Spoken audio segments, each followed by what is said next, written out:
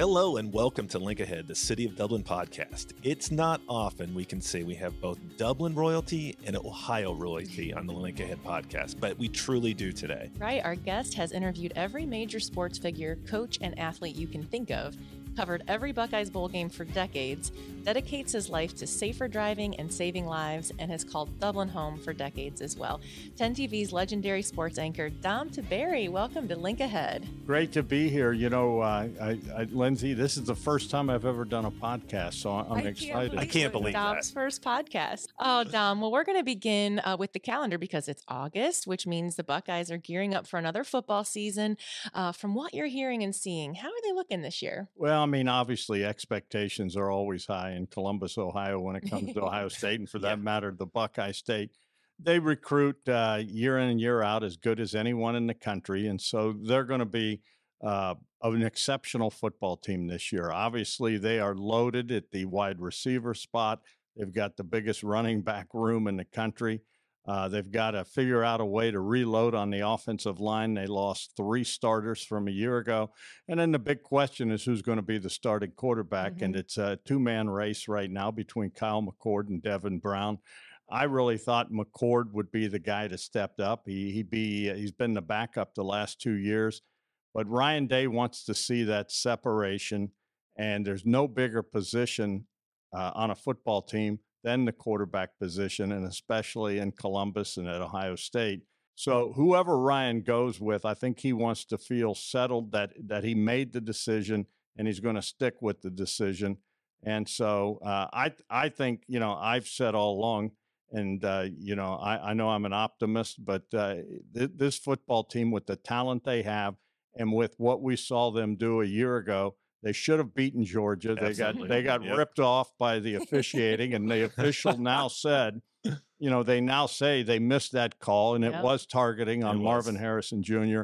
But the fact is, this football team is loaded, and I don't see how they're not going into Ann Arbor undefeated, and then then it comes down to that game. It's that game, and you never know what happens. I mean, they should be. I mean, it's a booby trap season. This season's dangerous. I mean, absolutely. You know, people are going to laugh, but Tim May and I, who Tim is on Wall to Wall Sports, a regular, we talk about Western Kentucky. They're going to come in here throwing the second they get off the bus. So we're going to see how good this secondary is.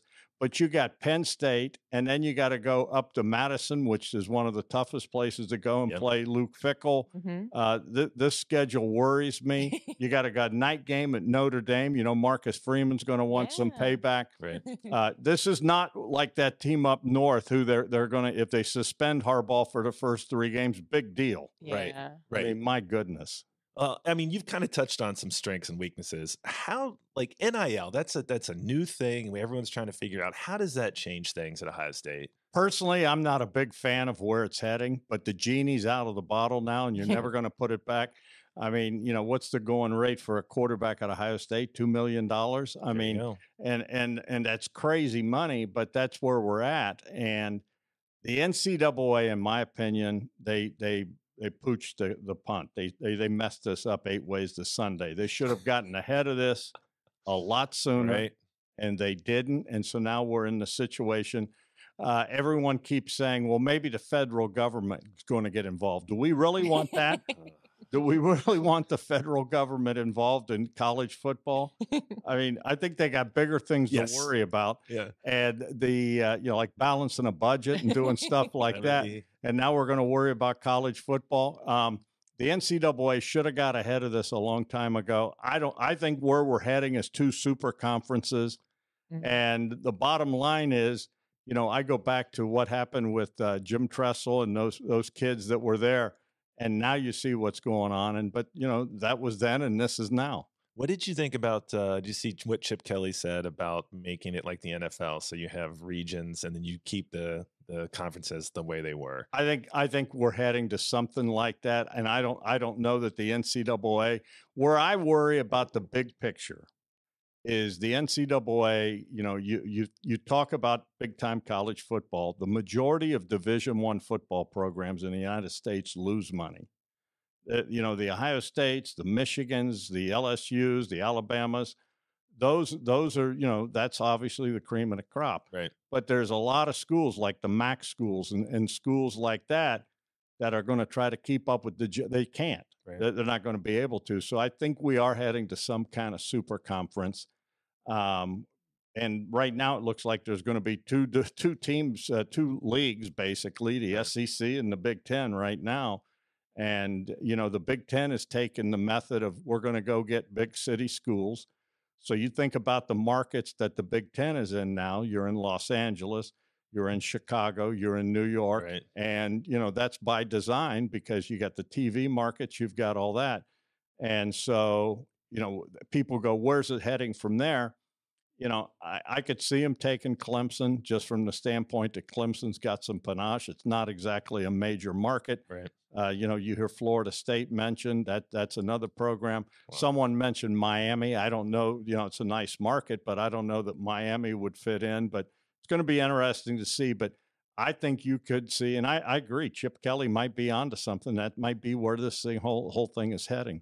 Well, as we sit here, the Pac-12 conference is down to 4 teams. Well, there is no Pac-12. Wait, now they're down. It's just in. They're down to 3. No, just kidding. So tell us something about covering college sports, football, basketball, could be anything really, that people don't realize or see. What goes into the highlights that we see on TV? From us? Yeah. Well, it's mass chaos. I mean, we have it. I can attest. I've seen it. And in modern television, we now do a lot more of our own stuff. And Sure.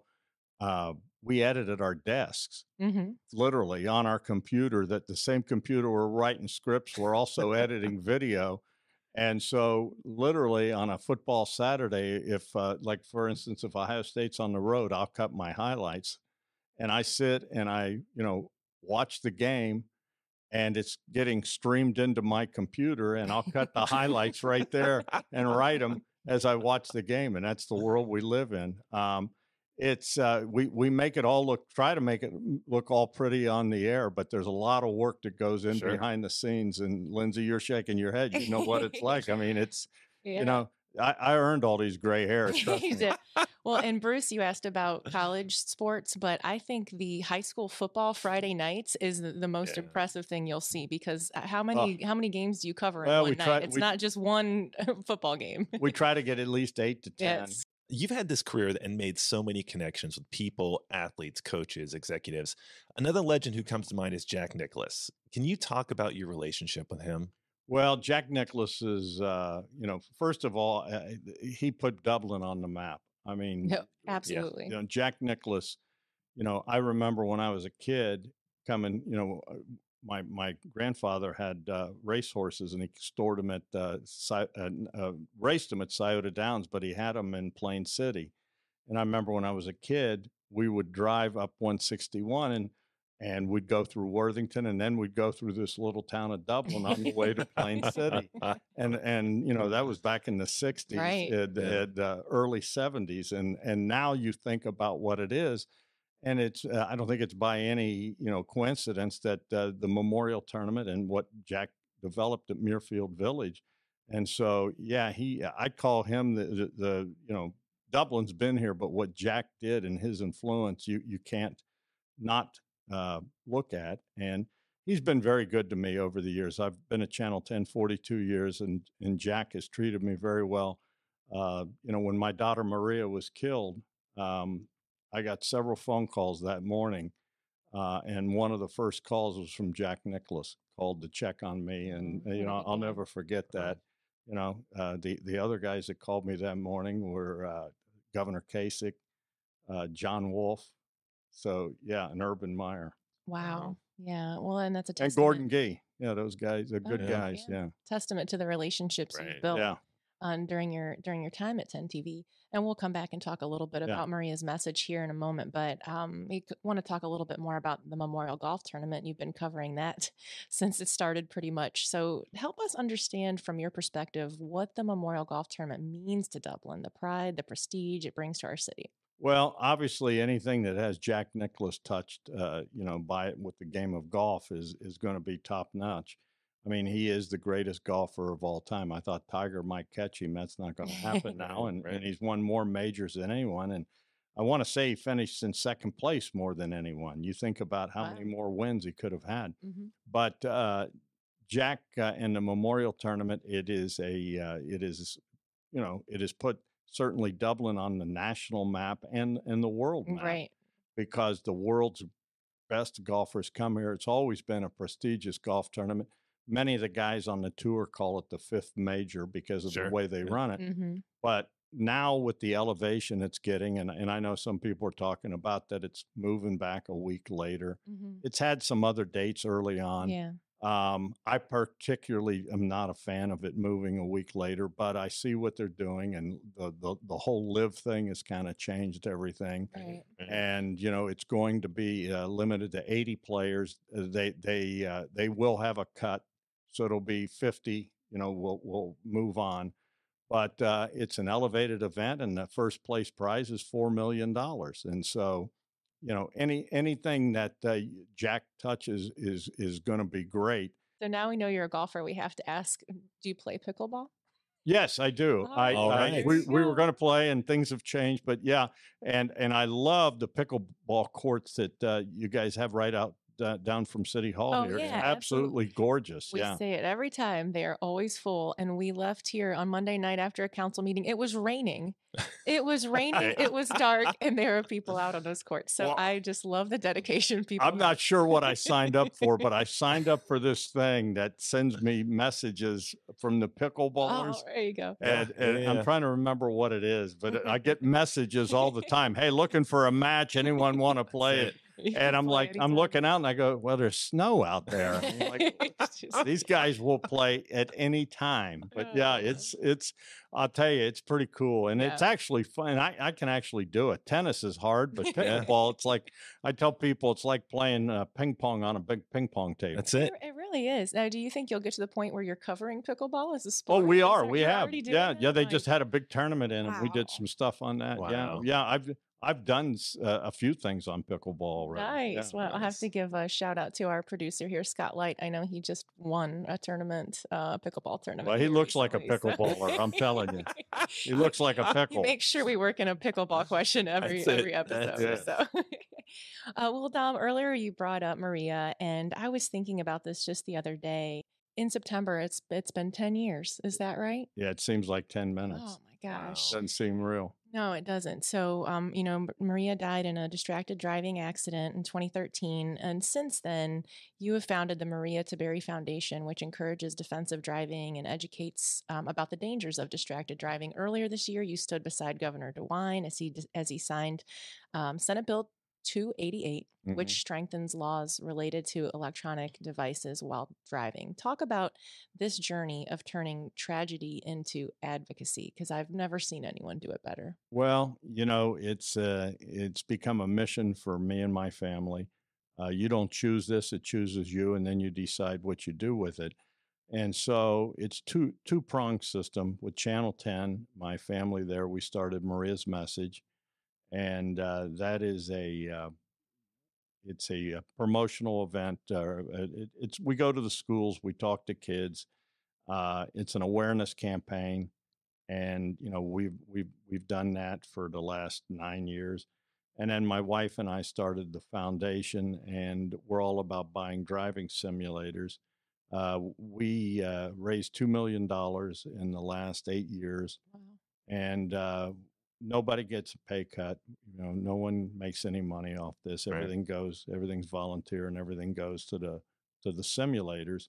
We work with a company out of California, Virtual Driver Interactive. As a matter of fact, we just updated 2 simulators with the Dublin police.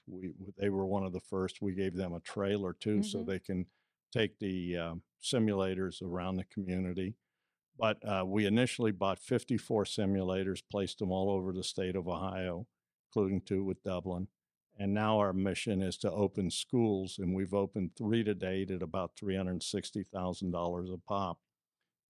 We have Toll's Career Center, which is fed by Dublin, Hilliard, and Madison County, those schools. And then we opened Eastland Fairfield, which is on the east side of town, 18 different school districts. And we just most recently opened with the city of Columbus at Fort Hayes. And then we have a goal to raise, took us 9 years to raise 2 million. We want to raise 1.8 million in the next 18 months. And we have plans to open 4 more schools if we can get the financing. That's amazing. How many high schools have you personally visited now? We have shared the message with 151 high schools, and then we're going to be going out here in the fall again. I go home Wednesday mornings, and we're guesstimating about 125, 130,000 kids have heard the message. And, when I tell them, when I go, I tell them I'm here for 2 reasons. The first reason, the most important reason, and I tell them, if you don't listen to anything I tell you, listen to this. This is the most important thing you hear. Your life matters. People love you. And don't ever forget that. Right. And then I said, the second reason I'm here is because I couldn't bring her home. And I don't want that for any of you guys. And that's it. And it's a 30-minute reality check. And there's a lot of crying that goes on when we do these, including from me. But you can hear a pen drop. Sure. And the kids have been amazing. And, our goal is to just make them understand that in a split second, things can happen. And, it can change your life or end your life. People go, well, if you save one life, and I say, that's not good. I get kind of worked up. I say, I don't want to save. I want to save them all. I'm not worried about one. I want to save them all. I want people, because we're talking about the leading killer of children. And what is my frustration is that we as parents and grandparents should say this is not acceptable. Right. It's a leading killer of children is car crashes. I mean, how preventable is that? Right. Yeah. And I saw a stat that 74,000 distracted driving crashes happen each year in Ohio. And those are underreported. Isn't that right? Yeah, I get, I'm on the governor's safety council, and in some of our meetings, I said, we got to quit putting out the statistics. Right. We know it's underreported. And it's like, I used to say you have to be the village idiot to get a distracted driving ticket, because when the police officer come, what were you doing? Oh, I don't know. Right. No one tells the truth. Right. I mean, and we know it's underreported. And I would argue, and if you talk to folks in law enforcement, 75 to 80% of the crashes we see, I believe, are due to some kind of distraction. And let's be honest, distracted driving, it's easy to describe what it is. It's anything that takes your hands, eyes, or mind off your driving. Well, yeah, that's using a phone or being on a tablet. That's, dropping your food and reaching over to get it, or trying to do your job while you're driving. That's a baby screaming in the back and you're reaching for the pacifier. And yes, it's drinking and driving, or driving under the influence of drugs. It's anything that changes that's changing your mindset. And so all those things go into distracted driving. Yeah. Well, you've been such a leader in the community and at the state level, and you've been such a great partner with Dublin Police and in our community with the simulators and the talks. And, I really think that you're making a difference. People, talk to people and they're getting the message. Well, I pray. It's like I tell the kids and I tell the moms and dads, Maria's message is a message of love. And I don't do this for any other reason than to try to, help save lives. And I do it out of love. Speaking of your family, how did you and Terri come to settle and raise your kids in Dublin? Well, it's interesting because I'd spent a lot of time up here with, got to know Dublin pretty well, covering the Memorial Tournament and everything. And when it came time to look for schools and where we wanted to go, and I was actually at a bowl game when we bought our house. Oh, boy. It was one of these deals where I'm down in Florida covering the Buckeyes. and my wife goes, hey, guess what? And I go, what? She goes, because, the kids were getting to that age where we were going to have to, send them to school. And, and she goes, I think I want the kids to go to Dublin schools. I said, okay. Smart woman. Yeah, you mean that village we drove through to go to Plain City? Yeah. Well, I knew it was no longer a village. But so I'm at the bowl game and she goes, yeah. And I go, where are you talking? And she told me, it's on Rings Road. I go, well, I know where that is. It's out in the country. There's nothing, where are you taking me? And she had bought a spec home or like put down the whatever. And I don't know how things work in your house, but what is mine is hers and hers is hers. And whatever Terri Tiberi wants, Terri Tiberi gets. And so that's how we ended up in Dublin. But I love the amenities and everything. I mean, you can't, we are very lucky with the, I look at the rec center. I'm a member over there, and then I'm a biker. I like riding my bike and the bike pass and everything. You can't, plus, I can see myself in the years coming up playing pickleball, and I love that. So, and I'm, my kids are, well, my daughter is in the Dublin area. Her kids will go to Dublin schools, but she just built a house up the street, so we're kind of locked in now. That's the best. So you talked about what Dublin looked like when you would drive through it on the way to Plain City in the 60s and 70s. What did it look like when you first moved here? Well, where I was, we were like the second house in our development. And other than that, it was just like, farmland kind of. And there were some horse farms and stuff down the street. And now it's going to be 29 years later. It's kind of, I love Bridge Park. Oh, yeah. Isn't that cool? No, absolutely. I don't know. I mean, and I love the bridge. I think the bridge is like, pretty cool. Pretty spectacular. And I like what they've done with Old Dublin. It's very neat too. Oh, yeah. We really have taken more advantage of the river. Before, it used to just be something you would cross over, and now you're on both sides of it, and you can kayak and enjoy it. And it's really improved a lot in the last. Yeah, I hope they keep that. I love the water element. I look at some of the iconic cities around the country, and it's always got water involved. I mean, I look at what they've done, like in San Antonio. It's gorgeous. Well, Dom, we have a tradition here on Look Ahead of wrapping each episode with rapid fire questions. And with your background and interest, we're going to throw all kinds of things at you. So I hope you're ready. All right, let's go. All right. Okay, you're known to cook on TV and share your Italian recipes for meatballs, pizzas, marinara, just to name a few. So when you don't want to cook, who has good Italian food in town? There's it depends. I don't eat out much because I like making my own. Well, in the Dublin area, I like Enrico's. Oh, okay. Great. On the east side, the Berwick does a nice job. Carfagna's is nice. Yeah.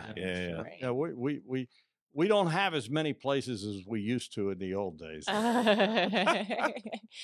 the Tiberi kitchen is there you go. Is what I'm hearing. I'll tell you what, my wife's battling cancer. And when we get done with this, I'm going home and make lasagna. We're going to take it down to all the nurses at the Spielman Center tomorrow. Yeah, that's fantastic. Yeah. Besides the Horseshoe, what's your favorite out-of-town stadium to cover a football game? I'll tell you, I've been to a couple that have just been wild. The Browns, the old Brown Stadium in the old days. Anybody that hadn't seen that or was in there, that was insane. The Wild Wild West. Mile High Stadium, the old one. I was there when Biner fumbled the ball. Oh my! And my goodness, that whole place. In college, I gotta be honest with you. The Big Ten has two of the toughest places, I think, and it's not the one of them's not the Big House. The Big House is tough, but the noise is I don't know. It's not as bad as either Happy Valley or Madison. And Madison, when they do that jump around, the other place that was incredibly loud and very scenic was Washington, where the Huskies play. It's absolutely gorgeous there, but it was loud, and it always seemed like it was raining when we were every time Ohio State played there, it was raining. Okay, so another out-of-town question. Which university, besides OSU, treats the media the best? That is an easy one. It is Nebraska. Oh, wow. Yeah. It used to be, Wisconsin used to be like, they'd go over the top, feed you all this incredible food. But the fans at Nebraska are the nicest people. When we've played out there the first time, and Tom Osborne told us, he said, you guys are in for a treat tomorrow when you come, because the fans they're coming up to the satellite truck, bringing us cupcakes. Hi, welcome to welcome to, Lincoln and all this. And I don't know if you've ever been to Lincoln. No. It is a cool place. That's another, if you ever get a chance to go, that's another one of my favorites, because it is literally, if you remember the movie Back to the Future, the way that town was, that's what Lincoln is. It's in a time warp. I mean, you fly into Omaha and then you get in a car and you're driving through cornfields for like 45 minutes. And all of a sudden you look to the south and you see this giant tower and you go, that must be Lincoln, right? It is. And you go into this place and it's like 1954. Wow. It's amazing. No, but the fans were so nice. They were really nice. And then on game day, they try to knock your head off. Sure. Oh, yeah. We won't ask you to pick a number one, but who are your top 3 Buckeye athletes of all time? I mean, number one, period, is the great Archie Griffin, Sure. 2-time Heisman Trophy winner. He's got to be there. And then other than that, I've got so many. I don't know that I could name one. I mean, I love Eddie George. Yeah. I think about, what Cardell Jones did and that the 3 greatest games I call. Absolutely. And there's just so many, but I would put Eddie. Eddie is a great one, but I would put Archie. Archie is, rare air. I mean, he's in that Jack Nicklaus, Sure. So that's to me, it's Archie Griffin. All right. Is there one Michigan-Ohio State game that stands out more than the others? Every one Ohio State wins. People talk about 2006 when it was 1-2. That was a great game. I want to say my favorite game, and I go back to Woody when, some of his victories over them, but Urban Meyer's last game. Yeah. And if you remember, Ohio State was an underdog in that game. And the Michigan players, that was Harbaugh came up with the idea it was going to be their revenge tour. Yep. And Urban still talks about the fact that he, comes out onto the field for warm-ups and these guys are getting off the bus and they got revenge tour on. He's going like, what in the world? And that, and I don't know if you remember what he did to them, but they knocked the living heck out of them. Yep. And if that player didn't get hurt, they were going to score again, and he was going to go for 2. Yep. He was going to hang 70 on them. That. And so, yeah, and let me tell you something. The rivalry's back. Absolutely. Yeah. And don't think Jim Harbaugh, he's dumb like a fox, that guy. He knew what he was doing when he and his coaches, after, to me, it was the perfect storm for Ohio State. The year before, they had struggled a little bit, and then the Michigan State comes into the horseshoe, ranked top 5, and Ohio State buried them. Yep. Ripped them, and they thought they had arrived. They went up to Ann Arbor, and they got run out of the place. Right. After that game, their coaches and everyone talking about Ohio State's not disciplined, talking about Ohio State's not tough and all that. And I think he was trying to get in their heads, and I think it did. And I think they were going to prove that they were tough last year. And I think if the Ohio State, what they did to Georgia and what we witnessed that game, if they would have done that in Michigan, it wouldn't have been close. And so the rivalry's back. The rivalry is back, and it's very much alive. And there's a lot of pressure this year. Yeah. I didn't want to bring it up, but we've lost the last 2. So are we on a revenge tour now? I don't think. I just think hell's coming. I'll say it that. Okay. Can I say that on a podcast? Yes. I think it's coming. Okay. At least that's what I'm predicting. Who is or was your favorite coach to interview? And it doesn't have to be a Buckeye coach. Oh my goodness, Woody Hayes. Okay. Has got to be right near the top. He wasn't coaching anymore. I loved my time with Earl Bruce and John Cooper. I loved all of them. I mean, it's, I've been blessed. I've interviewed, some of the biggest names in sports. I mean, George Steinbrenner. I was at the heavyweight championship fight when Buster Douglas fought Evander Holyfield. Yeah. I was at the World Series and walked off the field with Paul O'Neill when the Reds swept the A's to win the World Series. So it's been, a dream. You know, don't tell anyone. I probably would have done this for nothing or paid them to be able to do the things that I did. But you know, it's been pretty cool, man. I mean, you think about, you know, Michael Jordan. I covered him when he was playing college ball in North Carolina. Wow. I got to interview him and Dean Smith, and so yeah, it's been a heck of a ride, man. Back to the personal side, what's the best part about being a grandfather? Everything. It's everything. We have 2 now. We have Giovanni, who's going to be 5 in September, and Luciano, who is 6 months old.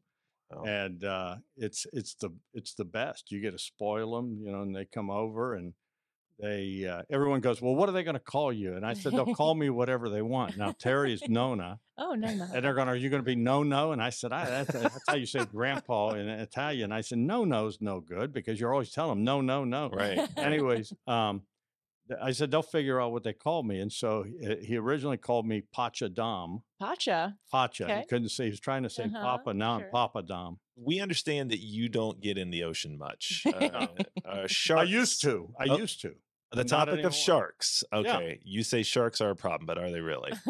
Well, let me just tell you something. This is what changed my view. I started fishing when I went to Hilton Head. Okay. And so my son and I, we would just do some surf fishing. And we went out at dusk and we're just surf fishing. And, you know, we're putting in, you know, bait, I don't know, maybe, you know, like squid and like stuff, you know, it's 4 or 5 inches long. Sure. Throwing it out.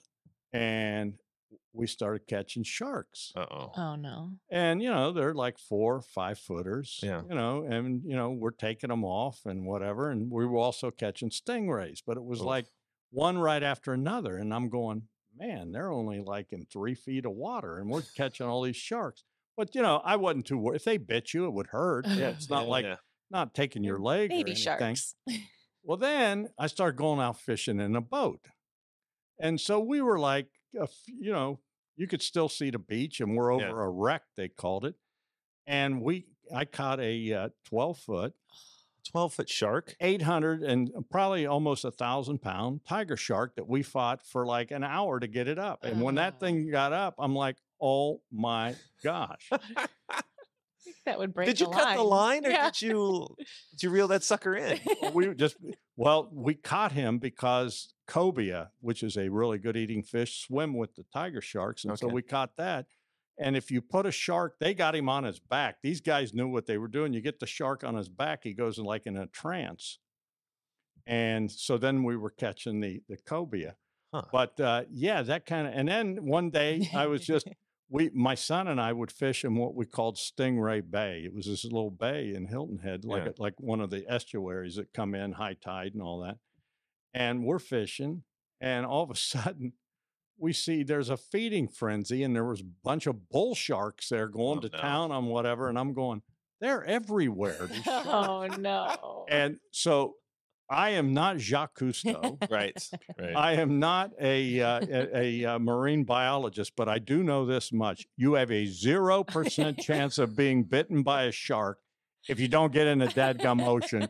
And you know what? I don't want to be dinner. And it's all, you know, they mistaken you for a seal. Well, if someone's going to be mistaken for a seal, it'd be the guy that waves on TV like a seal. Oh my, Dom, you have been a fantastic guest. Thank you so much for joining us on Link Ahead. Thanks, guys. I love Dublin. Oh, good. And we love having you here. So, and to our listeners, thank you as well for taking the time to connect with your city. Tune in next time as we continue to explore the many personalities and experiences that make Dublin a thriving place to live, work, and grow.